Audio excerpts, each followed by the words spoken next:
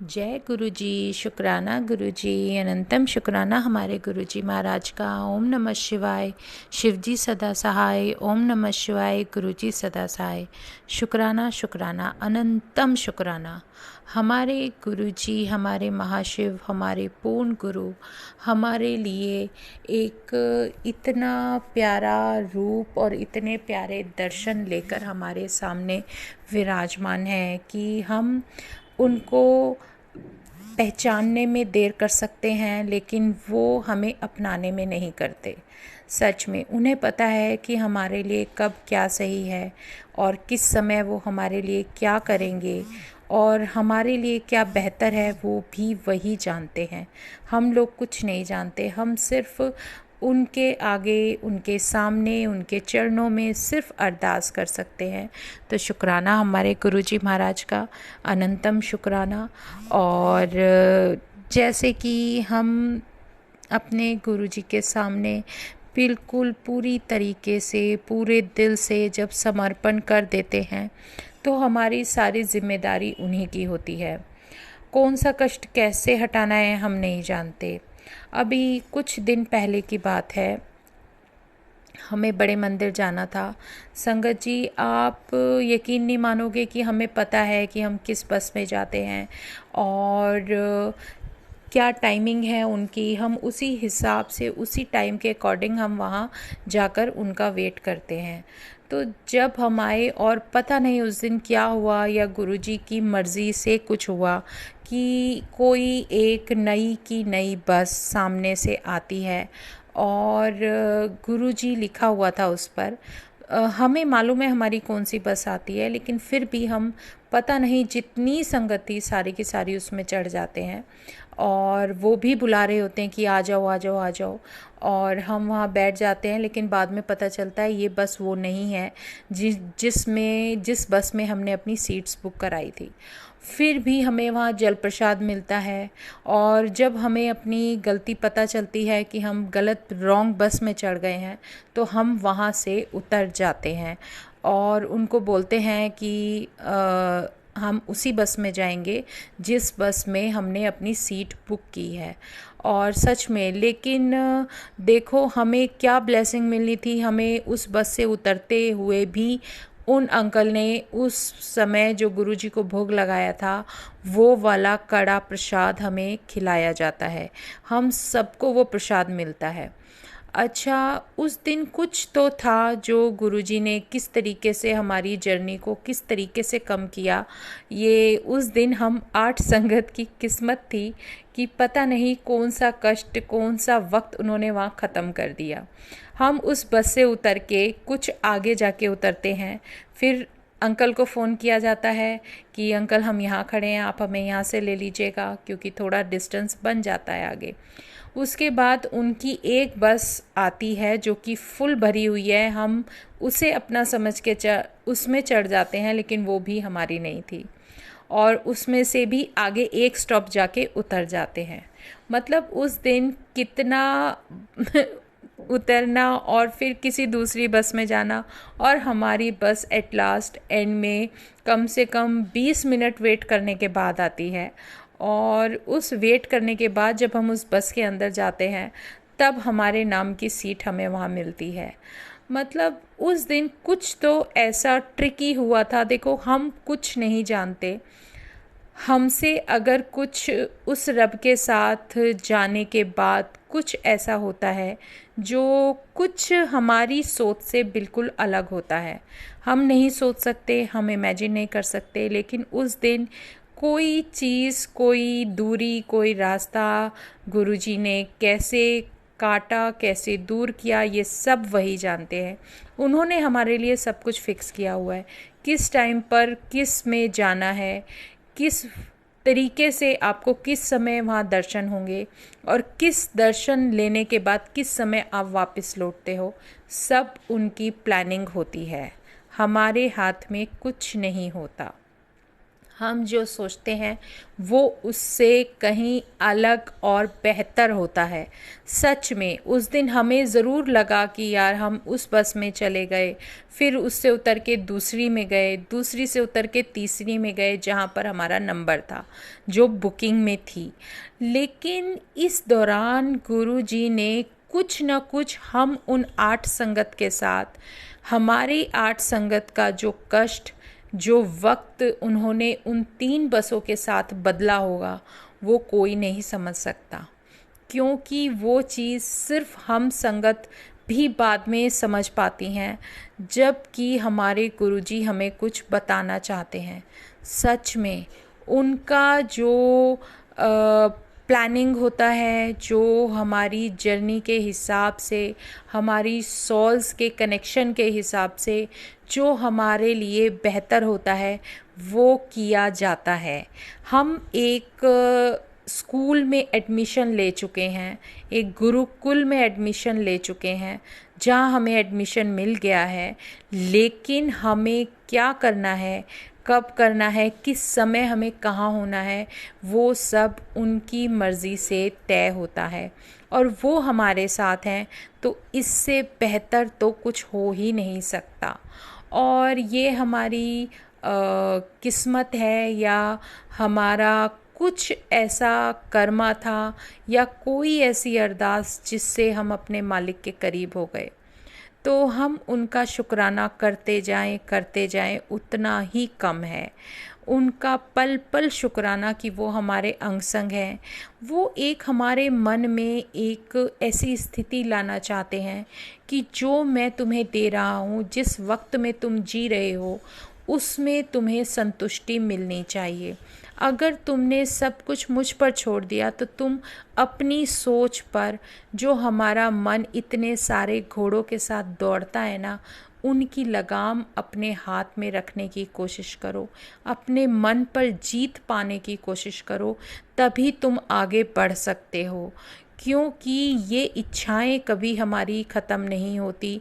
एक इच्छा अगर आपकी पूरी होती है तो 10 सामने खड़ी हो जाती हैं। और ये हमारे जैसे हर किसी के साथ, इंसान के साथ एक बहुत बड़ी चुनौती है। क्योंकि ना तो हम इस मन को रोक पाते हैं, ना ही उसमें चलने वाले विचारों को रोक पाते हैं। और उस दिमाग की तो क्या हालात हैं कि जो इस कदर भागता रहता है, दौड़ता रहता है, इतना चलता है कि हम जितनी मर्ज़ी कोशिश करें अपना ध्यान अपने प्रभु में लगाने की, जो हमें वो 10 मिनट शांति से बैठने दें। ये दोनों हमारे एक तरीके से शत्रु का काम करते हैं। लेकिन इन सब को भी अगर हम जीत जाते हैं तो हमारे लिए एक रास्ता बहुत अच्छा खुल जाता है, जो हमारे प्रभु से हमें मिला देता है।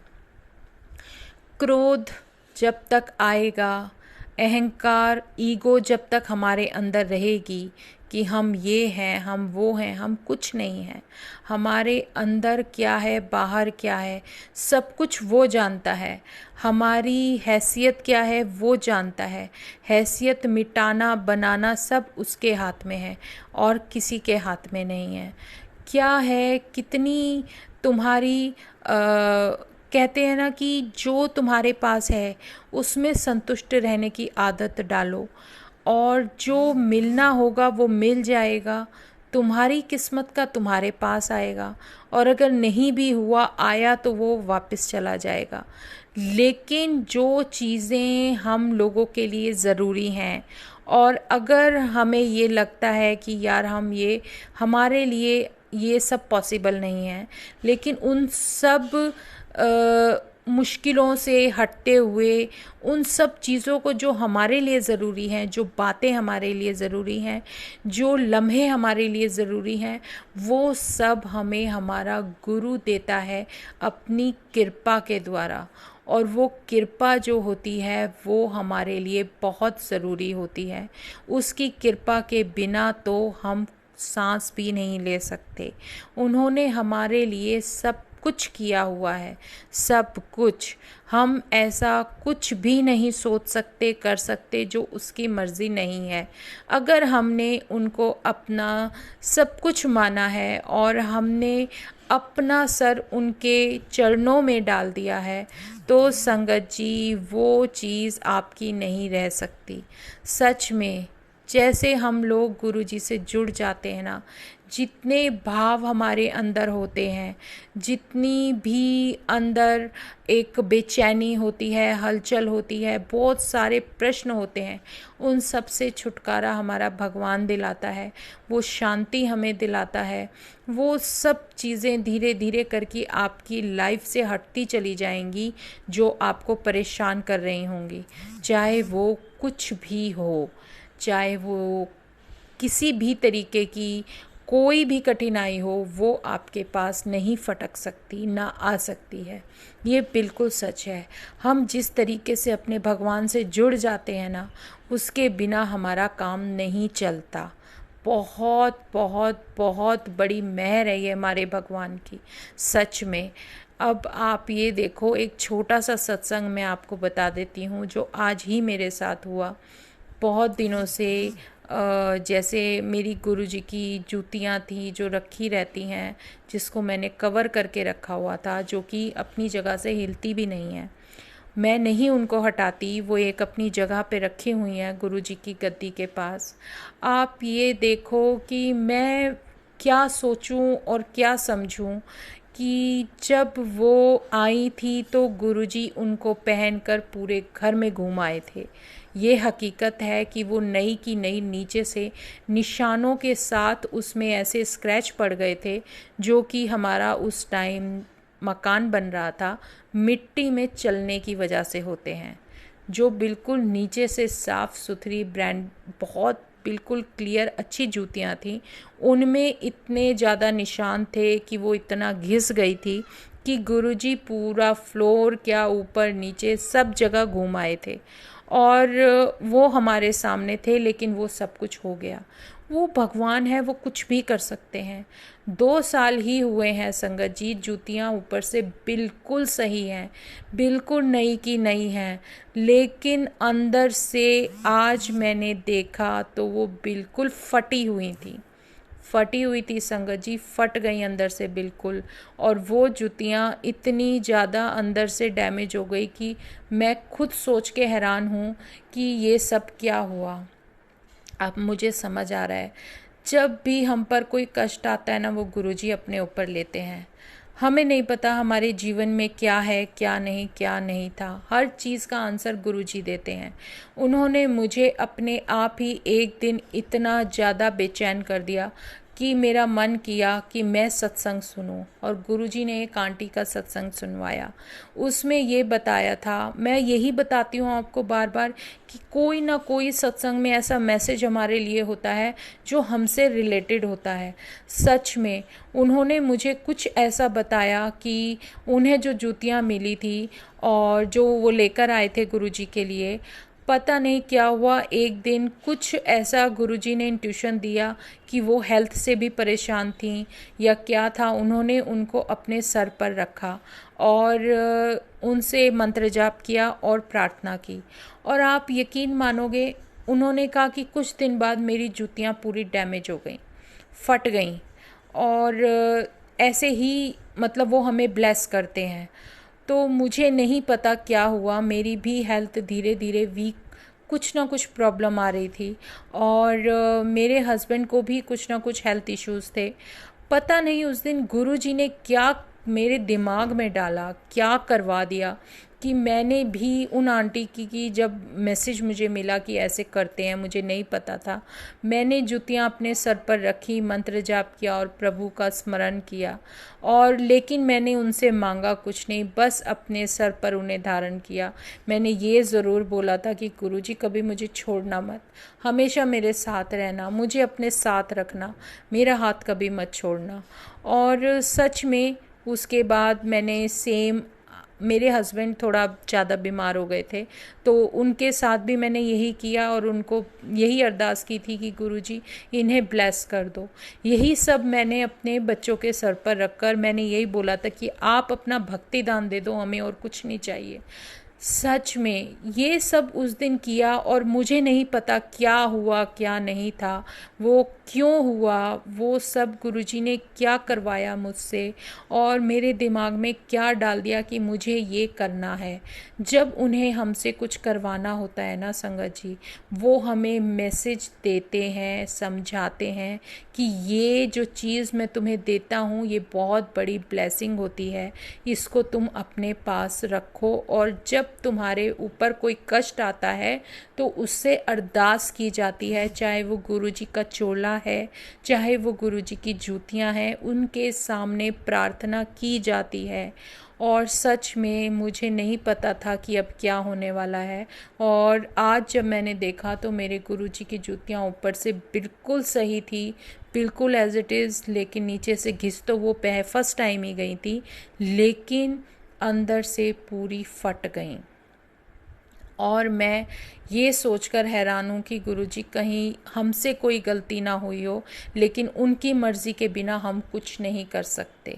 वो जो कराते हैं हमारे लिए बेहतर कराते हैं, लेकिन एक मन में इतना बड़ा विश्वास और इतनी बड़ी अपना इतना मतलब इतना अपनापन और इतना सब कुछ, इतना सपोर्ट, इतनी हमारे लिए प्रोटेक्शन जो हमारे महाराज ने हमें दी है ना, वो हम इमेजिन नहीं कर सकते। मेरे हस्बैंड को जब बीमार थे, जब ये सब किया, मैंने बहुत बोला था आप डॉक्टर के पास चले जाओ, एक बार टेस्ट करा लो, कोई प्रॉब्लम नहीं, मैं नहीं जाऊंगा।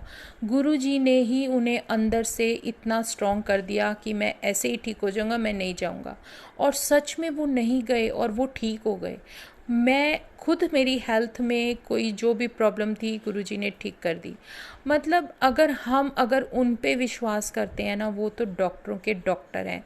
वो क्या है, वो पूरा ब्रह्मांड का स्वामी, वो हमारा महाशिव जो पूर्ण गुरु के रूप में मेरे सामने आया हुआ है, हमारे सामने बैठे हैं इतना प्यारा रूप लेकर। अगर हम उनके साथ जुड़ चुके हैं और उन्होंने हमारी जिम्मेदारी अपने हाथ में ले ली है, तो वो सिर्फ यही बताते हैं कि अब तुम्हारे परिवार को आगे लेकर जाने की जिम्मेदारी मेरी है, बस मुझे याद रखो। क्योंकि जब तक हम उस शक्ति से जुड़े नहीं रहते, तब तक ही वो हमारे साथ हमें नज़र आती है, उसकी ताकत नज़र आती है। कहते हैं ना कि तुम गुरु को समझते क्या हो। गुरु क्या है? गुरु एक ऐसी शक्ति है, और हम सब कौन हैं? हम संगत सिर्फ उनसे एब्जॉर्ब करते हैं वो पावर्स। जिन संगतों को गुरुजी सेलेक्ट कर लेते हैं कि जिन्हें वो अपना माध्यम बनाते हैं, अपनी उन सारी रहमतों का, अपनी कृपा को और लोगों में बांटने के लिए, तो हमारी एक तरीके से ये सोच लीजिए कि हम एक इस अवस्था में होते हैं कि हमें जो पूरी शक्ति, जो पूरा एक तरीके का जो बॉडी चार्ज होता है, या जो भी उनकी पावर्स होती हैं, या जो वो कल्याण होता है, वो हमें एक माध्यम बना लेते हैं औरों तक पहुंचाने का, औरों को समझाने का, बताने का। तो वही हमारे जीवन के हिसाब से हमें सत्संग मिलते हैं करने के लिए, उसको लोगों में बताने के लिए। हम जितना बताएंगे, शेयर करेंगे, उतना सबको पता चलेगा कि हकीकत क्या होती है। वो एक ऐसी एनर्जी, एक ऐसी लाइट, एक ऐसी शक्ति है जिसने हमें पकड़ा है, हमारा हाथ पकड़ा है।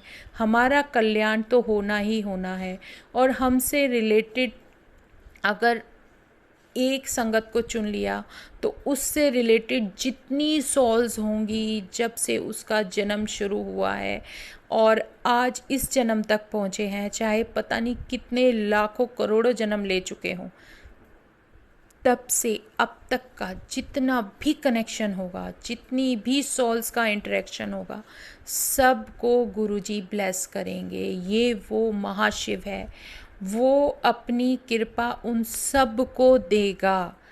तभी तो तुम मुक्ति पाओगे कि तुम्हारा उनसे कुछ ना कुछ जो गिव एंड टेक है वो क्रॉस हो जाए। और हमें सिर्फ यही सिखाया जाता है कि तुम अपने कर्मों पे ध्यान दो, तुम्हें कुछ गलत नहीं करना। तुम अगर गलत करोगे तो वो फिर तुम्हारे कर्म बना देगा। और हमें अपनी सोल को डेली प्योर करने के लिए सिमरन करना पड़ता है, नाम जप करना पड़ता है, जो कि एक सीधी सादी प्रक्रिया जो प्रभु ने समझा दी।